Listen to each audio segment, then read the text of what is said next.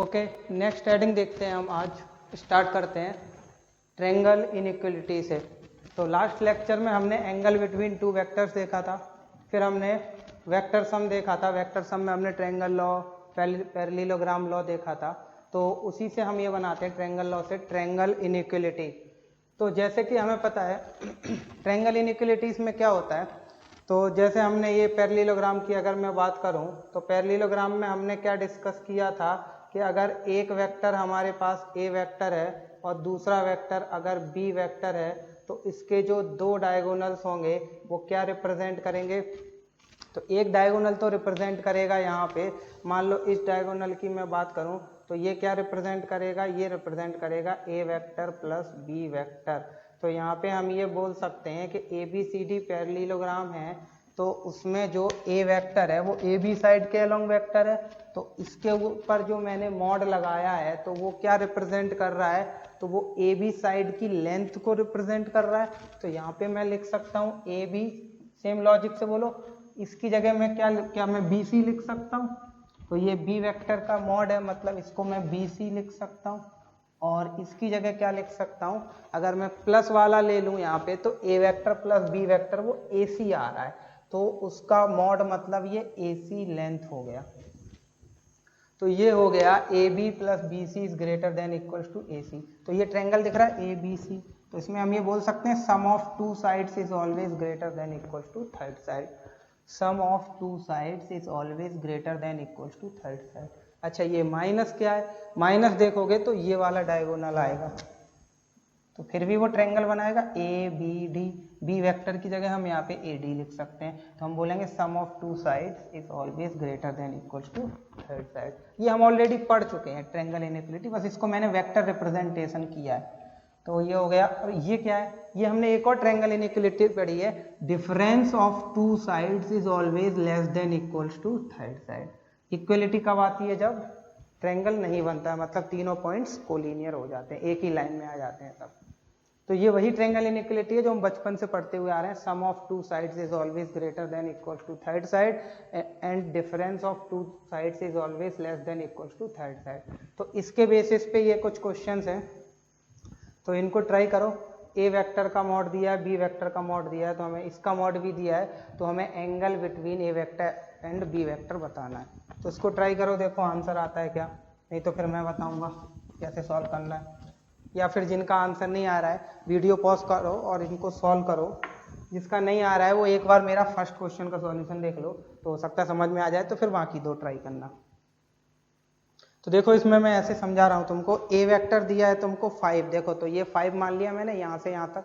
अब अगर B vector को मुझे 6 जो लेना है, ये बी वेक्टर है, अगर मैं यहाँ से स्टार्ट करता हूँ, क्योंकि इसका जो टर्मिनल पॉइंट होगा वो इसका क्या होना चाहिए, अगले वाले का इनिशियल पॉइंट। तो अगर मैं यहाँ से रखूँ तो ये 5 + 6, क्योंकि मुझे ऐड करना है ना, ऐड करना है, तो लेंथ कितना हो जाएगा 5 + 6, तो ये कितना हो जाएगा टोटल हो जाएगा 11। तो ये दिख रहा है। तो क्या लगता है मुझे, ए वेक्टर ऐसे लेना चाहिए और बी वेक्टर ऐसे लेना चाहिए, तो दोनों मिला के क्या हो जाएंगे, दोनों मिला के ये 11 हो जाएगा। तो इसका मतलब दोनों के बीच में देखो लाइन ऑफ एप्लीकेशन सेम है, तो दोनों के बीच में एंगल कितना हुआ, एंगल हुआ यहाँ पे 0 डिग्री का। तो ये हो गया थीटा इक्वल्स टू 0 डिग्री। तो इसको देख लिया, तो अब ये दोनों क्वेश्चन ट्राई करो, देखो आंसर आता है क्या। नहीं आएगा तो फिर ठीक है, तो नहीं आएगा आंसर तो फिर मेरा सॉल्यूशन देख सकते हो तुम लोग। सेकंड वाला क्वेश्चन देखो, सेकंड वाले क्वेश्चन में एक 5 है, दूसरा है 6। अगर मैं इसी डायरेक्शन में लूंगा तो दोनों का डिफरेंस क्या 11 आएगा, क्योंकि अगर मैंने डिफरेंस लेना है तो बी वेक्टर को मुझे पहले उल्टा करना पड़ेगा। या फिर मैं ऐसे बोल सकता हूँ, ए वेक्टर में मुझे माइनस बी वेक्टर ऐड करना है, तो अगर बी वेक्टर 6 इतना है तो माइनस बी वेक्टर इतना होगा, तो फाइनली जब ऐड करोगे तो ये 1 बचेगा एक्स्ट्रा, तो वो तो लेकिन मुझे 11 चाहिए। इसका मतलब मुझे ये बोलना पड़ेगा कि पहले से बी वेक्टर ये है और जब उल्टा किया मैंने तो फिर वो ऐसा हो गया, तो फिर ऐड होने के बाद वो 11 हो जाएगा। तो इसका मतलब यहाँ पे थीटा इक्वल्स टू कितना आएगा, पाई। सेम लॉजिक से ये देखो, अब मुझे ऐड करने के बाद 1 लेके आना है, तो अगर मुझे ऐड करना है तो अगर ऐसे हुआ तो फिर वो तो कम नहीं होगा, 11 हो जाएगा आगे ऐड होके लेंथ। तो इसका मतलब वो ऐसे होना चाहिए ताकि ऐड होने के बाद 5 5 कैंसिल हो जाए, क्योंकि दूसरे डायरेक्शन में है तो दूसरे डायरेक्शन में मुझे 1 मिल जाए। जिनको ये नहीं समझ में आ रहा है उनके लिए मैं बता देता हूँ। तुम लोगों ने फिजिक्स में एक फॉर्मूला पढ़ा होगा जो डॉट प्रोडक्ट से आता है, mod of A vector plus B vector का square equals to mod of A vector का square plus mod of B vector का स्क्वायर प्लस 2 ए वेक्टर का मॉड बी वेक्टर का मॉड और कॉस थीटा। ये फॉर्मूला तुम लोगों ने पढ़ा होगा फिजिक्स में, इसका यूज कर लो, आंसर आ जाएगा। कोई भी आंसर देख सकते हैं। सेकंड वाला मैं सॉल्व कर रहा हूँ, तो ये मुझे कितना दिया है। अच्छा, अगर माइनस है तो माइनस का भी फॉर्मूला पढ़ा होगा तुमने, यहाँ पे बस माइनस आ जाएगा। तो इसका वैल्यू रख रहा हूँ मैं 11 का स्क्वायर हो गया 121, इसका स्क्वायर हो गया 25 प्लस ये हो गया 36 minus 2 into 5 into 6 into cos theta. देख सकते हो आंसर 121 माइनस ये कितना हो गया 36 41 61 equals to minus 60 cos theta. ये कितना आ गया 60 equals to minus 60 cos theta. तो यहाँ से आ गया कॉस थीटा इक्वल्स टू -1। तो थीटा कितना हो जाएगा, थीटा हो जाएगा पाई। मुझे लगता है क्लियर है सबको। जिनको नहीं वैसे समझ में आया है वो ऐसे कर लो, फॉर्मूले से तीनों आंसर आ जाएंगे। ठीक है, इसके बाद ये वाला क्वेश्चन ट्राई करो। इसमें क्या बोल रहे हैं, sum of 2 unit vectors is a unit vector. Sum of 2 unit vectors is a unit vector. Then find angle between vectors and magnitude of their difference. तो देख सकते हो इसको, इसमें बोल रहे हैं sum of 2 unit vectors equals to unit vector। तो तुम लोग चाहो तो फॉर्मूले से कर सकते हो और चाहो तो वैसे डायग्राम बना के भी कर सकते हो। तो वीडियो पॉज करो और इसको सॉल्व करो। जिनका नहीं आएगा वो मेरे सॉल्यूशन में देख लो, बाद में देखना है एक बार ट्राई करने के बाद। तो पहले मैं डायरेक्ट करके बता रहा हूँ। दोनों साइड हमने स्क्वायर किया तो ये हो गया 1 + 1 + 2 × 1 × 1 × cos थीटा इक्वल्स टू 1। तो ये हो गया 2 + 2 cos थीटा इक्वल्स टू 1। तो ये हो गया 2 cos theta equals to -1 cos theta equals to -1/2 theta equals to 2π/3। अब थीटा आ गया तो फिर क्या निकालना है हमें, mod of a cap minus b cap का स्क्वायर। इसको देख सकते हो, ये कितना आ जाएगा 1 + 1 - 2 × 1 × 1 और cos थीटा कितना हो जाएगा -1/2। तो ये हो जाएगा तुम्हारा 3। तो फिर लेंथ कितना हो जाएगा √3। क्लियर है, ये तो हो गया फॉर्मूले से। जिनको डायग्राम से देखना है वो डायग्राम से देख लो। 2 यूनिट वेक्टर्स, तो मैं यहाँ पे पैरेललोग्राम बना रहा हूँ। तो 2 यूनिट वेक्टर्स, एक हो गया a कैप और ये मैंने c कैप लिया है ऐसा। अब क्या है, अगर मुझे ये फाइनल लाना है तो इनिशियल पॉइंट ये हुआ, फाइनल पॉइंट ये हुआ, इनिशियल पॉइंट फाइनल पॉइंट। तो मुझे b वेक्टर को ऐसे रखना पड़ेगा तभी तो ये होगा b vector plus a vector equals to c vector.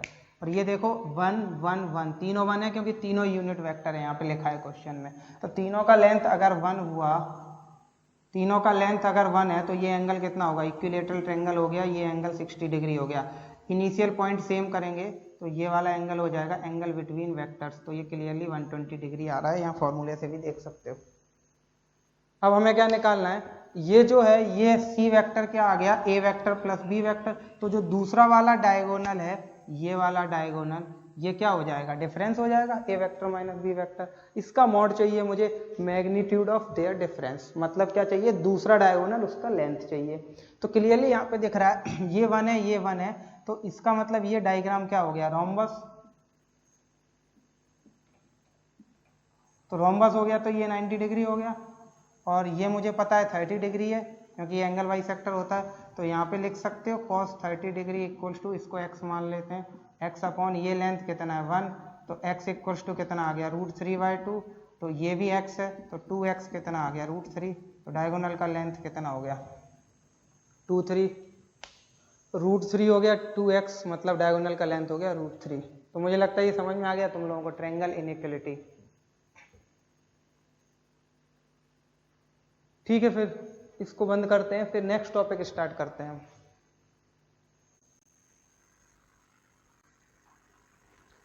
तो नेक्स्ट हेडिंग बनाएंगे हम इम्पोर्टेंट पॉइंट्स। तो कुछ इम्पोर्टेंट पॉइंट्स मैं यहाँ पे डिस्कशन कर रहा हूँ। तो बेसिक पॉइंट्स ही हैं, वैसे तो हमें पता ही है पहले से कुछ पॉइंट्स, तो कुछ इसमें नए पॉइंट्स भी आएंगे, तो वो सब हम यहाँ पे नोट करेंगे एक एक करके। तो पहले मैं इधर समझाता हूँ तुमको, जब समझ में आ जाए तो यहाँ पे नोट करते रहना। तो पहले फर्स्ट पॉइंट्स देखते हैं। तो सबसे सिंपल ज्योमेट्री जो हमारे पास होता है वो होता है पॉइंट। तो ये हमने ले लिया एक पॉइंट, मान लो इसका नाम है ए।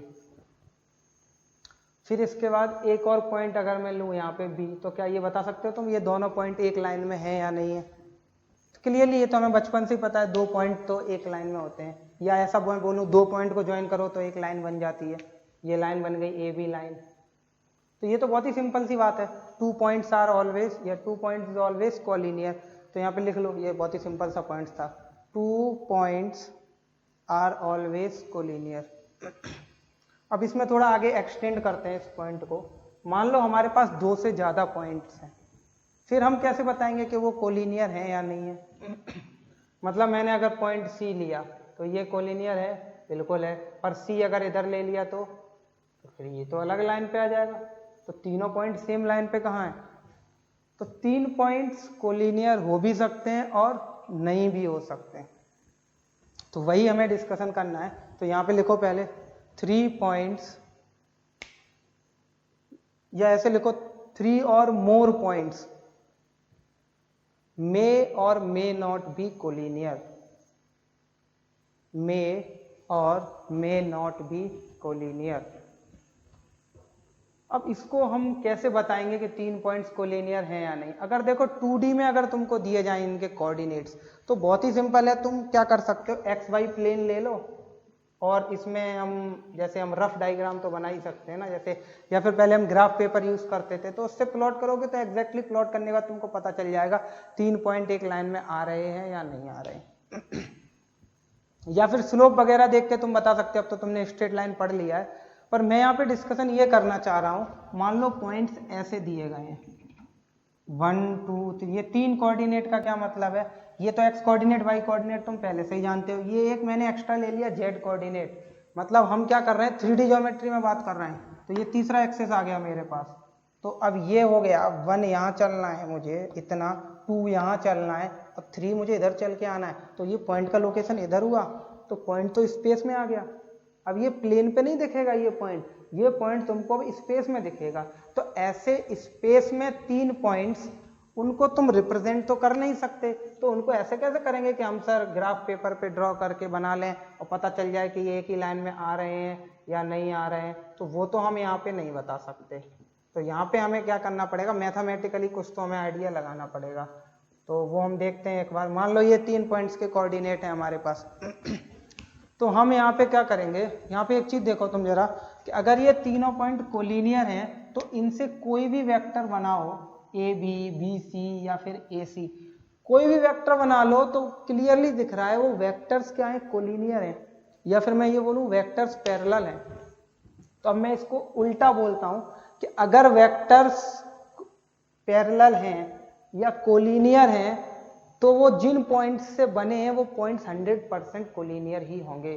अदरवाइज वो जो वेक्टर हमने बनाए हैं वो वेक्टर्स कोलिनियर आ ही नहीं सकते।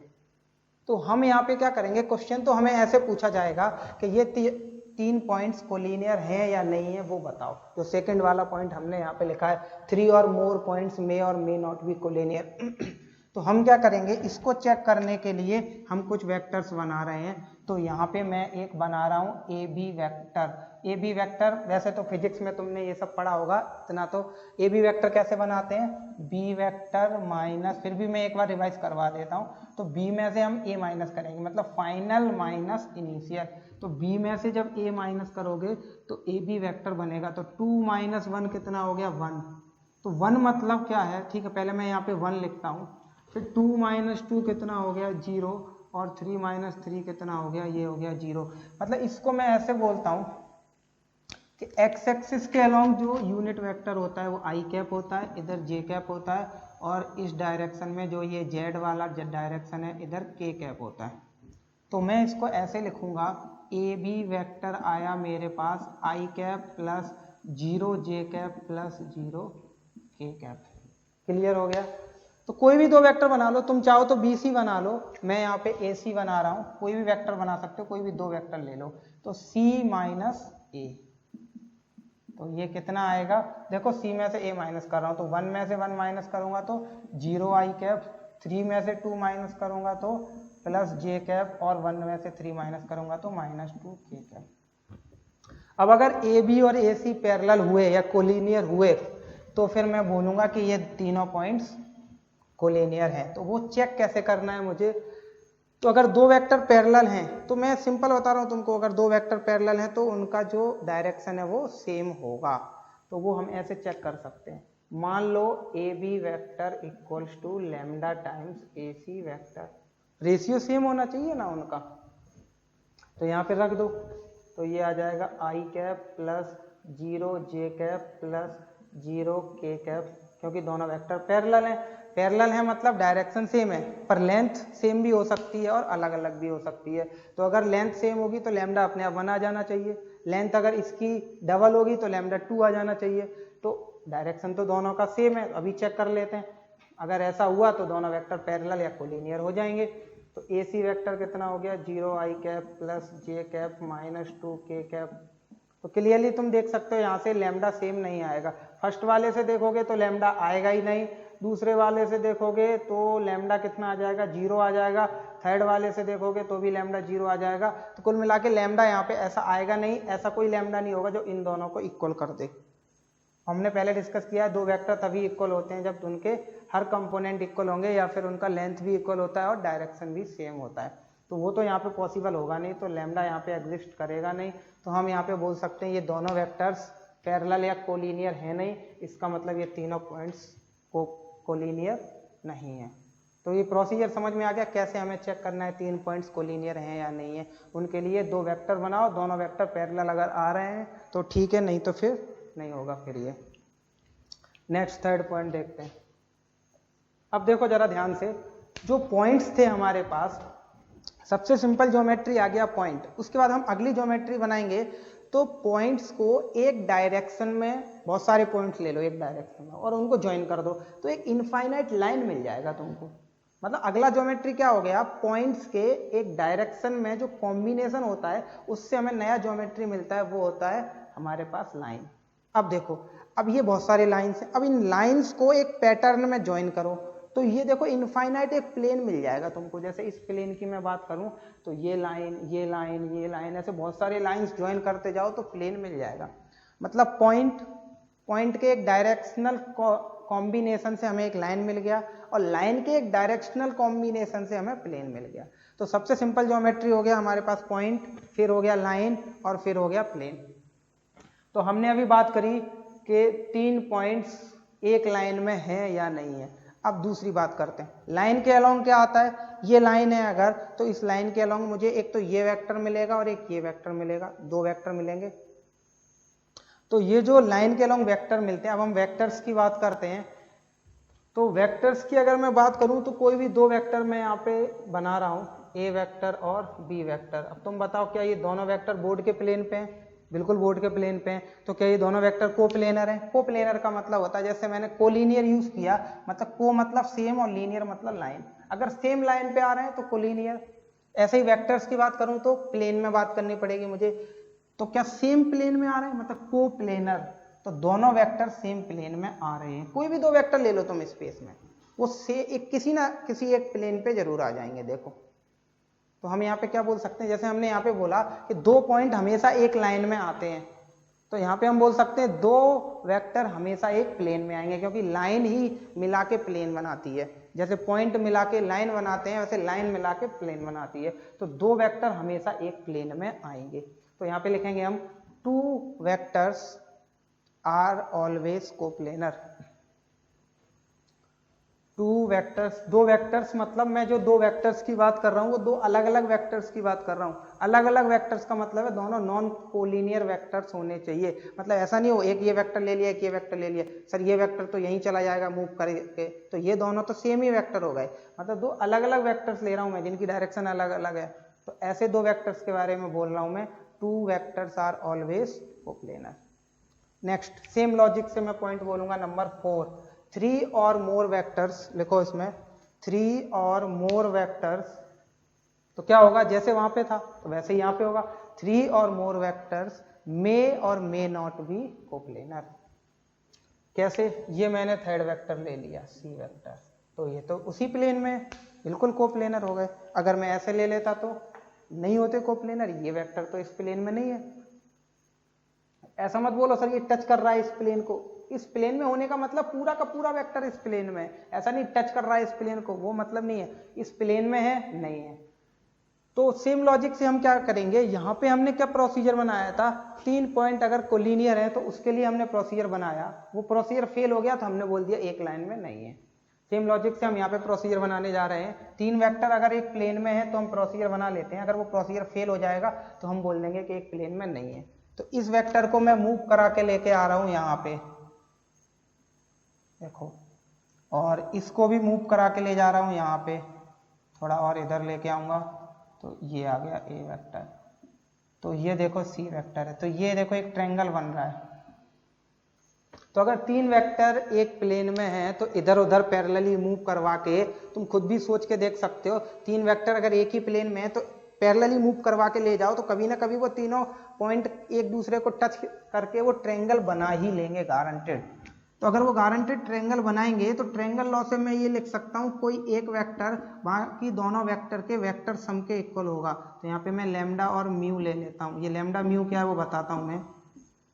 मतलब ऐसा भी हो सकता है कि पूरा पूरा वेक्टर ज्वाइन होके तीसरा पूरा वेक्टर बना ले, मतलब ऐसा भी हो सकता है तीनों का लेंथ ऐसे भी एडजस्ट हो सकता है, जब तुम पास में लाओगे तो बिल्कुल कॉर्नर कॉर्नर पे टच हो जाए, मे भी ऐसा हो सकता है। ऐसा भी हो सकता है कि एक दूसरे के ऊपर ओवरलैप कर जाए, मतलब एक को छोटा बड़ा कर दें, तो वो लैम्डा म्यू अपने आप एडजस्ट करेंगे।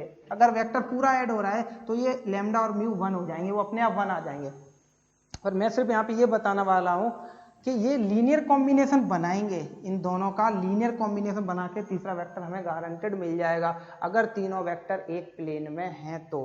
अब इसको कैसे चेक करेंगे, तो 3 वेक्टर ले लो यहाँ पे, कुछ भी सी वेक्टर मान लो, जैसे आई कैप प्लस जे कैप प्लस के कैप मैंने ले लिया, यहाँ पे ले लो लैम्डा माइनस आई कैप प्लस 2 जे कैप प्लस 3 के कैप। क्वेश्चन में दिए जाएंगे 3 वेक्टर और तुमसे पूछा जाएगा बताओ ये कोप्लेनर है या नहीं है, तो किसी को भी सी मान लेना, किसी को भी ए, किसी को भी यहाँ पे रख देना।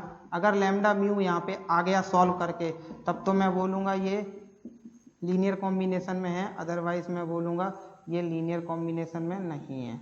तो कैसे करेंगे, आई का कोएफिशिएंट कंपेयर करो तो क्या मिलेगा, 1 equals to minus lambda plus mu, देख सकते हो तुम लोग। जे का कोएफिशिएंट कंपेयर करो तो ये मिलेगा 2 लैम्डा माइनस 2 म्यू।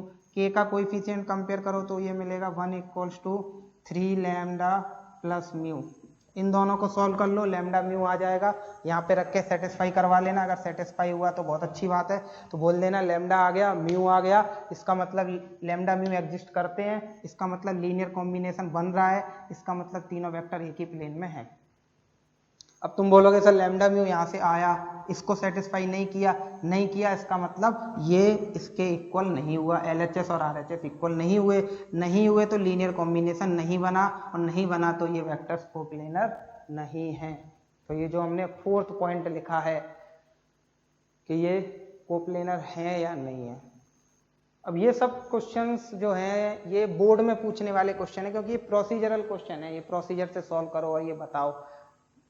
जेई में आने के चांसेस बहुत ही कम है, क्योंकि बहुत ही सिंपल और प्रोसीजरल क्वेश्चन हो जाता है। अब इसमें एक क्वेश्चन और मैं बता सकता हूँ, यहाँ पे पूछ रहा हूँ तुमसे, एक और पॉइंट ले लिया मैंने -1 2 और -2। ये मुझसे पूछा जाए कि ये चारों पॉइंट एक ही प्लेन में है क्या, पूछ सकते हैं।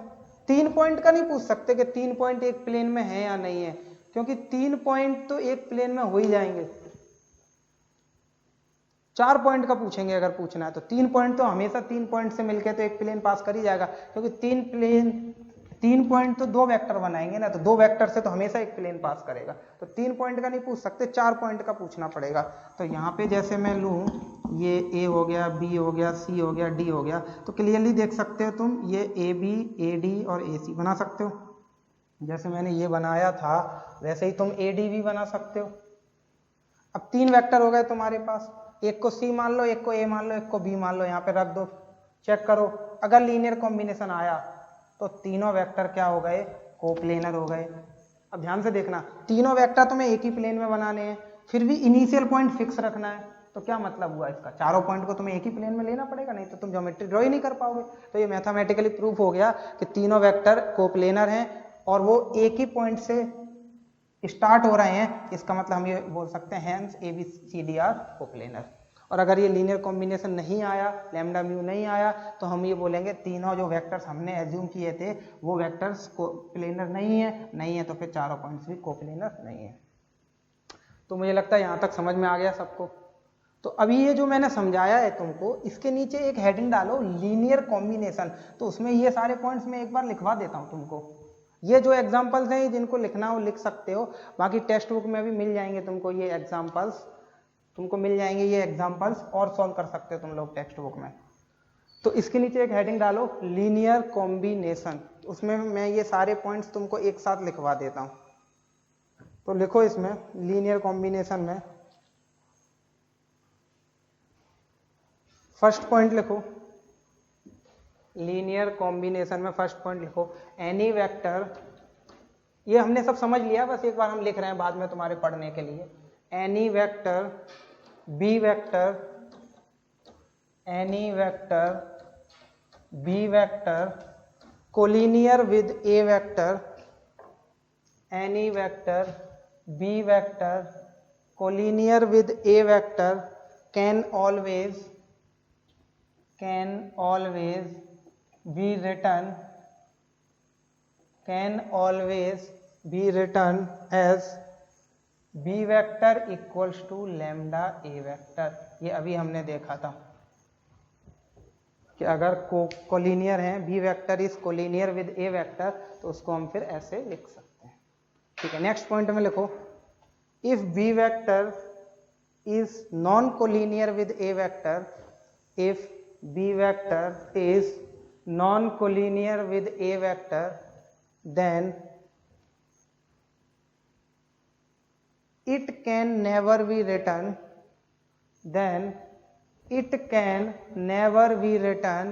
in terms of A vector, then it can never be written in terms of A vector।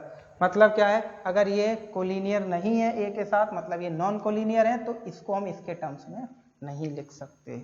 Next third point, if A vector and B vector are non collinear, if A vector and B vector are non collinear, then equation of the type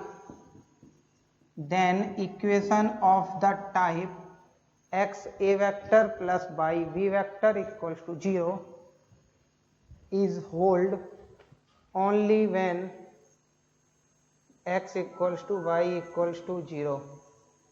simple है, क्योंकि ये तो non collinear है ए vector और B vector, तो इसका मतलब ये इसके टर्म्स में नहीं लिखा जा सकता, मतलब इनके कॉम्बिनेशन से जीरो नहीं आ सकता कभी भी। फिर भी अगर दे रहे हैं कि ऐसा हो रहा है, तो फिर ये एक कंडीशन में हो सकता है, अगर ये दोनों का लेंथ जीरो हो जाए तो फिर तो वो लेंथ ही बचेगा, 0 + 0 = 0। नेक्स्ट फोर्थ पॉइंट लिखो, फोर्थ पॉइंट में लिखेंगे any vector C vector coplanar with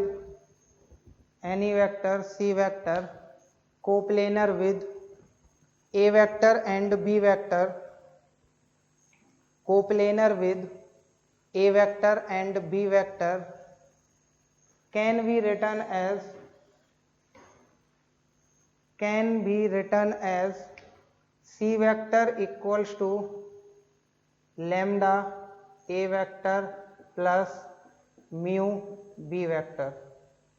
clear है, ये भी अभी हमने देखा था, C vector equals to lambda A vector plus mu vector. क्या कंडीशन थी इसके लिए, कोप्लेनर होना चाहिए, C vector coplanar with A vector and B vector.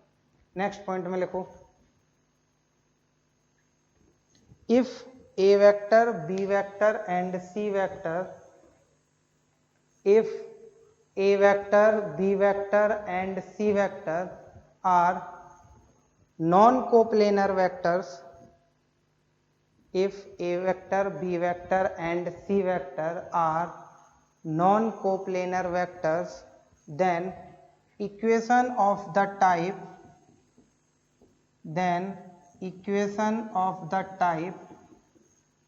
x a vector plus y v vector plus z c vector equals to 0 can be hold only when x equals to y equals to z equals to 0। Clear है? क्योंकि ये linear combination में आ ही नहीं सकते क्योंकि ये non coplanar है, तो फिर ये 0 कैसे हो गया? तो फिर ये तभी हो सकता है 0 + 0 + 0 equals to 0।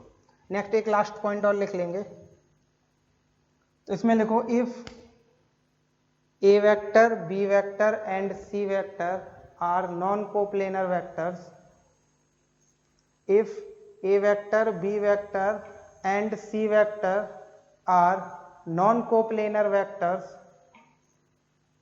then any vector d vector in space can be written as x a vector plus y b vector plus z c vector। जैसे हमने यहाँ पे देखा कि अगर दो वेक्टर कोलिनियर हैं तब उनको ऐसे लिख सकते हैं, और अगर वो कोलिनियर नहीं है तो उनके कॉम्बिनेशन से एक तीसरा वेक्टर आएगा, गारंटेड सी वेक्टर आ रहा है। सेम लॉजिक से अगर दो वेक्टर कोप्लेनर हैं तो इनके कॉम्बिनेशन से ये सी वेक्टर आ गया, पर अगर तीन वेक्टर कोप्लेनर नहीं हैं तो सेम लॉजिक से उनके कॉम्बिनेशन 0 नहीं हो सकता कभी भी, उनके कॉम्बिनेशन से एक चौथा वेक्टर आएगा स्पेस में डी वेक्टर। ये बहुत ही इंपॉर्टेंट पॉइंट है, कभी भी हमें कोई वेक्टर एज्यूम करना है तो तीन नॉन कोप्लेनर वेक्टर के कॉम्बिनेशन से हम एज्यूम कर सकते हैं स्पेस में, और अगर हमें किसी प्लेन में कोई एक वेक्टर एज्यूम करना है तो किन्हीं दो नॉन कोलिनियर वेक्टर के लीनियर कॉम्बिनेशन से हम वो वेक्टर एज्यूम कर सकते हैं। तो ये जो अभी हमने डिस्कशन किया वो सारे पॉइंट्स मैंने तुमको एक साथ लिख के दे दिए हैं, जिनको तुम कभी भी रिवाइज कर सकते हो, और ये काफ़ी इंपॉर्टेंट पॉइंट्स हैं। ठीक है, तो मुझे लगता है समझ में आ गया होगा सबको। ठीक है, फिर इतना ही रखते हैं, इसमें ख़त्म करते हैं फिर इस टॉपिक को। ठीक है, फिर आज की क्लास के लिए इतना काफ़ी है, आगे के टॉपिक्स हम पढ़ेंगे फिर नेक्स्ट क्लास में।